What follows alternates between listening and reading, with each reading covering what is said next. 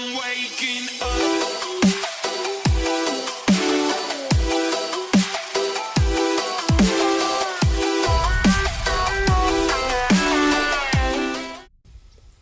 Alright guys, here I go again.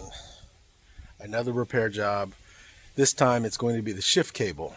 So I was having a hard time shifting back and forth, forward and reverse. Turns out there was a cut, or see if you can see this or not, but the cable's spliced, and I've been running this boat in salt water, and all that salt's been corroding the cable, making it even more difficult to shift. So I'm going to see if I can do this job, document it, and hopefully this will help someone else replace their shifting cable. This is a 2000 Fourwinns LS180 with an SX-M drive. It's a 5.0 GL PEFS engine. So hopefully this helps. I'll do what I can to kind of step you through it and document along the way. And again, I hope this helps. So let's get started. So if you notice, I took off the top cover. It was simple. It was just a bolt here, 2 bolts here, and it removes the entire cover off the Outdrive. And there's a cotter pin that I need to remove, and then I just need to unscrew that. And then the goal here, or at least the strategy, is to tie some super braid. This is a 65-pound braid. I'm going to double up on this to make it about 130 pounds. Really thin, strong wire. I'm going to black tape it across this. That way when I pull that cable through the engine compartment up there, I should be able to find that cable. Then what I'll end up doing is taking the brand new cable, and I'll thread it back this way. That way I can get it started from the engine side and then thread it back through, or at least be able to have that in place. And then if you watch my last video, a few videos back, maybe about 2 years ago, I replaced my throttle cable. It's going to be a very similar process. This time I'm going to do it for the shifting cable. I don't know why I didn't do it all at once, but I got lazy. It was fishing season, and you know how it goes. I didn't want any delays, so I just ignored it, and now it's time to get the job done, guys. It's time. I've been missing a lot out on the fishing season for the salmon, and I don't want to miss out another day. I'm going to try to get out there and get us some salmon, but in the meantime I have to get this boat fixed. So here we go. So in the process of replacing my throttle cable, I had to install a couple of new retainer screws to keep this as strong as possible. In order to get to those retainer screws, I have to take off the speaker. So we'll do that, and I'll get right back to you. Alright, I got the 4 bolts off, and I'm just going to unplug the speaker and set it aside.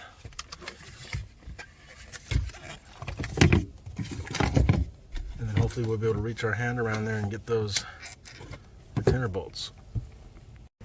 Alright, so here I am, getting the wing nuts off those 2 retainer bolts. Trying to be careful. It's about a 3-inch bolt, so I got to be careful as soon as I get to the end of this. I don't drop it, because I really don't want to run to Walmart or Home Depot. There we go. That's one. And let's see if I can't get in there. I'm going to put the camera down while I work on this. I'll get back to you guys.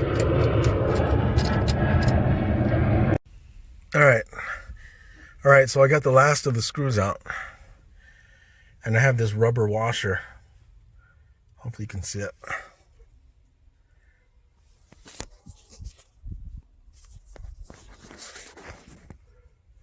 So I have a rubber washer that holds up against the plate, and then I got the metal one for strength. And there we go.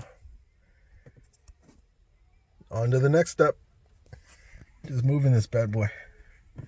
There's 2 retainer screws, one here and one about right here. I'm going to take those off, and this entire side panel should come out nicely. All right, so there's 2 screws that hold this in place. You notice there's 1 and there's 2. You know, all the other ones have what appear to be bolts too, but that's probably just for holding on to a few of these things. But the most important ones are this one and this one, and of course that one, and then my 2 new ones up front and hold the entire panel in place. So let me get this going and then I'll get back to you guys. All right, and if my memory serves me correctly, you have to remove the middle button, which is essentially what allows you to freely move the throttle forward or backwards, and then you have to force it backwards. And then I cannot remember the size of this, so you guys have to forgive me, but I'm pretty sure it's an Allen wrench. If not, it's probably one of those security threads, but I'm gonna go take a peek at it, try different sizes, and try to get that out. That's the only way you can get this handle off, otherwise it's not coming. It's not gonna come out. So stay with me. Okay, so if you guys notice, there's an Allen wrench that needs to be jammed in there. And again, I don't know the size, but I'm going to try a few. And then that is the little screw that holds this entire handle in place, and then we should be able to pop this right off. So bear with me. All right, did I get lucky or what, guys? So as I open this, you're going to see what I'm talking about. There's that retainer screw right there. And that's all it is that holds this entire shifting arm in place. So I'm going to pop that out here, and then I'm going to check the size for you guys, and hopefully I'll get something that we can document together here. Let's see here.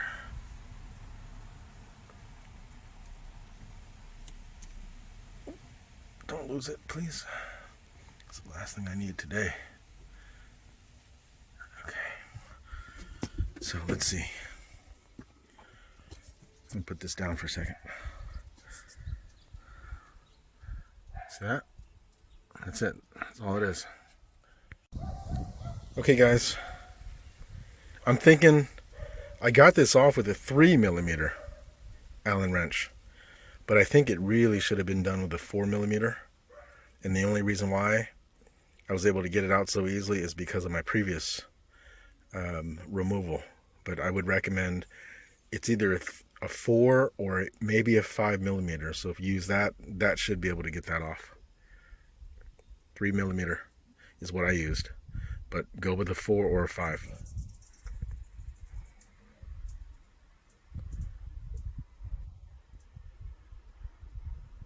That focus is not working very well. Let's see.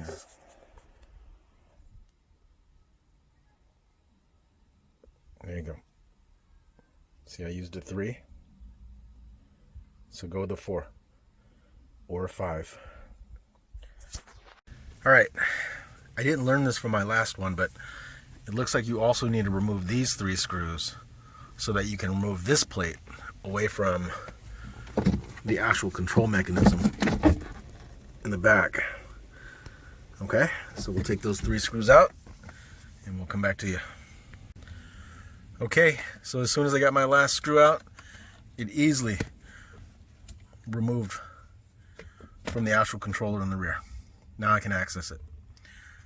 So let me see if I can get this done, and I'll try to record as much as I can, and I'm going to stop along the way and we'll document.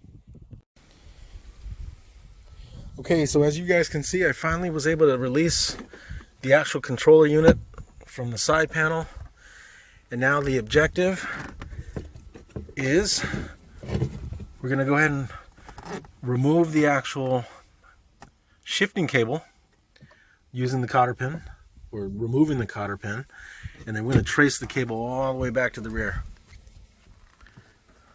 And then I'm going to do that trick with the with the power braid. So I'm going to turn this off and we'll get it set up.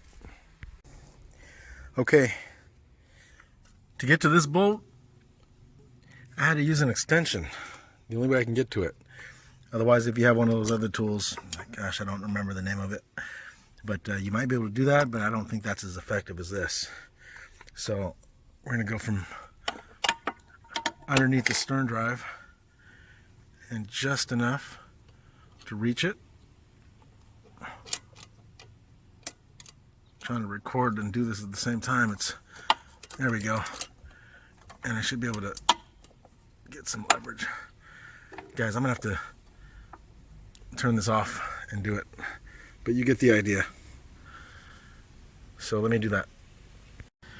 Well, I'll admit to you guys, that wasn't fun at all. Doing that method, and there's not a whole lot of room right here. I was able to do about 1/4 inch turns at a time, so it took me at least 3 minutes just to get this 1/2 inch bolt off of this, which holds the cable in place. So anyway, I got it off. I'm going to move to the next step. Get that cotter pin off, and then we'll go and try to remove it.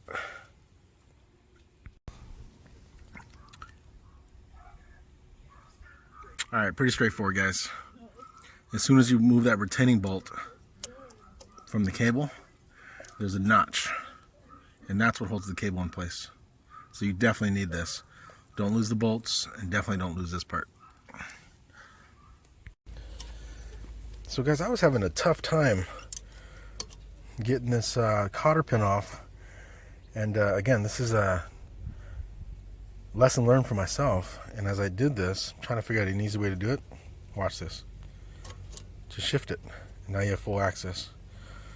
And that's kind of a learning experience here. I'm just learning as I go, trying to figure out the easiest method, documenting along the way. And again, it's probably going to help someone, but I struggled with that for 2 minutes, and 2 minutes of wasted time is 2 minutes of non-fishing time.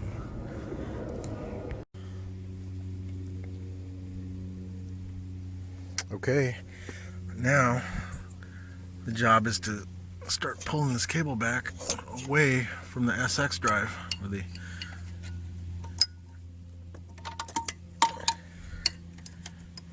because this cable's already shot. I'm gonna go ahead and just beat the heck out of it to get it out of here. Whew, I gotta tell you how hard it is to record and do this, but you guys will thank me for it later. Oh my gosh. It's a pretty stiff cable.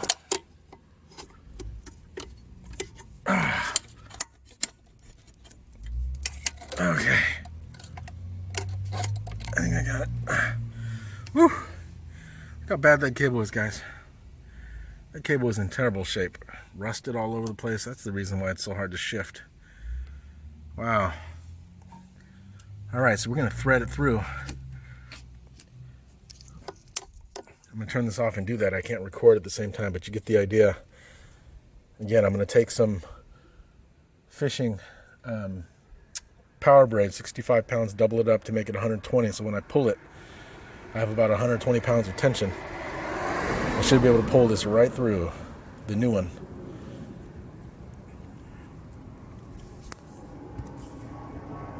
It's a tiny hole, and I don't want to lose the opportunity to figure out later where it comes in. So I'm going to pull the yellow string nice and bright, and we'll follow it. Alright, I'm going to turn off the camera and we'll do that. But before I do that, I need a break.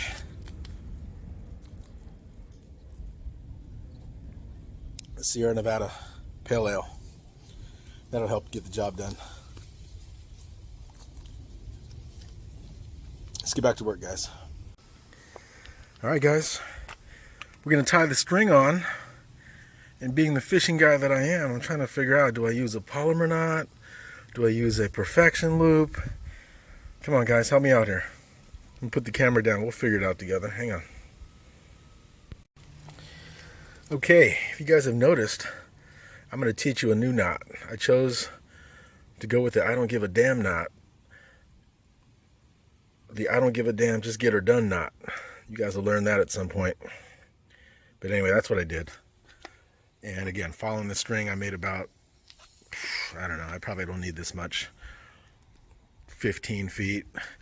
That way when I pull this through, I have a nice bright yellow line to look for. And then I'll take this off, the I don't give a damn knot, and then tie it onto my new one. And if Jesus is going to be good to me, I should be able to pull that right through the back of the transom where it came from, and it'll end up right back here where I can easily put it right back to the engine, the shifting location. So anyway, here goes, guys. Wish me luck. Alright guys, so I'm doing this without light. It's getting dark here. So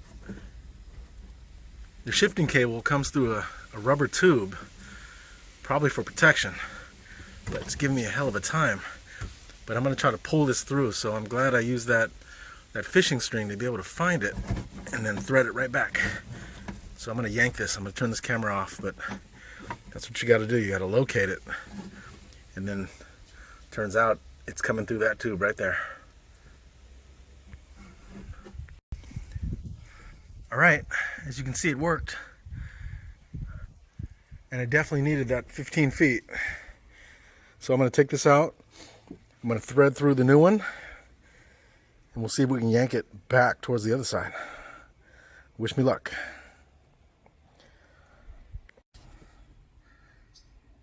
Alright, so I'm going to undo this.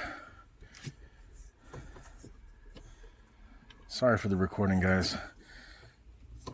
I'm trying to do this while I'm recording, so you guys get a rough idea of exactly what it is that I'm trying to achieve here. So I'm just trying to remove the old knot, and then I'm going to rewind it on here. Remember to use the I don't give a damn knot, because that seems to be the one that's the most effective at this point. Alright guys, this is day number 2. I ran out of light last night, so I have to continue where I left off from yesterday. And where I left off is I was able to at least thread the shifting cable from the main engine's tube all the way down underneath the stern drive, just underneath that bellows. If you can see that. If not, I think you get the idea. Just underneath the bellows, and the cable goes right back where it needs to go. Here. And then right there. So the only thing left to do is to put that screw back in, secure it, and then go work on the inside where the control box is, and we'll get that control box all wired up, and then we should be able to test it to make sure it can shift nicely. So stay tuned for that, and let's get started. So now all I have to do is secure this bolt. Thread that back through. I may need to put the camera down so I can do this a little bit easier, but you kind of get the idea. Try to get it back as close to where it was. You may need to reference the old cable if you absolutely have to, but I think I remember it was about a 1/2 inch. And ultimately, we're not going to permanently put the cotter pin in there until after we can see that the neutral position of the control box is in the neutral position of the cable. So let me do this. I'm going to turn off the camera, and then I'll get back to you on this one. Alright, so I found it, and when I pull it just like this, you should see the new cable follow. That's the whole idea. Okay, so I'm going to put the camera down, finish yanking this cable, and hopefully the new one will show right up, making it easy. And there you have it. It worked. So that's a little trick. That way you don't have to run any type of additional wire puller or wire threader or anything else. You just use the old cable to yank through the new cable. Just like that. I'm going to finish this up and put the camera down. All right, so now that I have my cables threaded through in the perfect location, I'm just gonna flip my controller to the back, and you're gonna see that what I'm going to do is take the cotter pin off of this and maybe unscrew that, pop that right in its place, and that should be it. We should be able to put the control box back together, and I think that's it, guys. Sounds super easy. It took me 2 days because of the light, but all in all, if you were to do this job, I think most of the effort is threading the cable through the transom, and of course removing the side panel. I would estimate about 20 minutes total for the both of those. But the job, once you're able to get the panel off and thread the cable through, I think you can knock this out in maybe 10 minutes. I mean, it's not that hard to do, guys. It really isn't. All the parts go back together, and there's nothing special about it. There's no rebuild involved. I mean, the cables snap right into place with cotter pins, and that's it. So anyway, let me finish this, and I'll give you an update as I go, if I stumble across anything unexpected. So if I have any tips at all for you guys when you're removing the cotter pin, get new ones. I spent 5 minutes trying to straighten this thing out. I probably could have just cut it and then replaced it with a new cotter pin. It would have saved a little bit of time, but I didn't get a chance to run down to Home Depot or Walmart to look for this cotter pin, so I'm reusing it. But yeah, tip of advice, or tip and advice, just get new cotter pins. That way your job is a lot faster. Alright, so once you remove the Phillips head screw on the back, which is secured by a bolt, just like this, then you should be able to pop that cap right off of this. It's easy. And then that gives you access to remove the cable. And boom. Just like that. Let's get this old cable out of here. Piece of junk. Goodbye. Won't miss you. Let's get the new one in. So I have to put my camera down for this one. Sorry, guys. But you get the understanding of how this is done. Alright, guys, that wasn't very easy. I had to fiddle around a lot. Putting my arm underneath the side panel and then kind of wiggling it and jiggling it, and I finally was able to set it to a point where I can get these 3 screws, at least one of them, to lock in place temporarily. And then as I screwed one of them in, then everything kind of set on its own. So I'll be honest with you, this is probably one of the toughest parts of the job, is to get that handle back, because you're working with 2 stiff cables and a really bad angle, and the side panel doesn't give you a whole lot of room to work with. It's a really terrible angle. So anyway, just side note, this is probably the toughest job right here. But I was able to get this part in, and now we're going to put the handle back, put that retaining screw right back in here, and then I think we should be able to test. So let's check it out. Stick with me. I figured since I have the handle off, I removed the 2 screws just to get a better idea of exactly how that solenoid, if there was one, for the trim. It's fairly simple, guys. It just looks like a lever to kind of remove it in and out of gear, and it's just a flat plate, which I thought was a motorized solenoid of some kind, but apparently it's just a contact, positive negative, to move the trim up and down. That got stuck on me for a while, and I put vinegar inside of there and let it sit, and it seemed to fix it. So now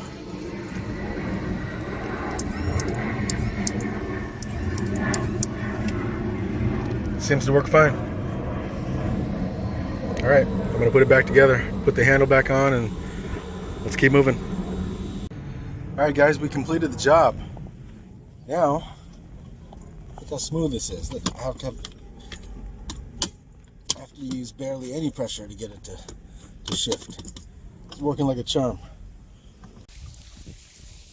All right, guys, here comes the moment of truth.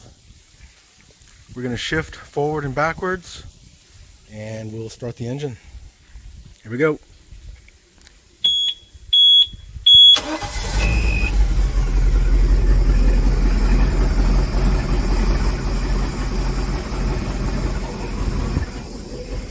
Okay, we're gonna go forward. There's forward. I'm gonna go into neutral.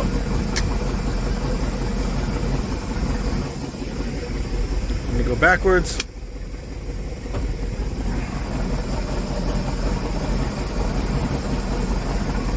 Go back to neutral.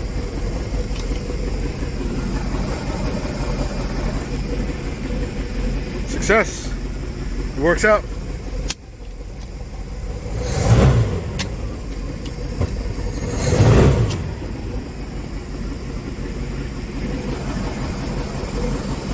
Forward,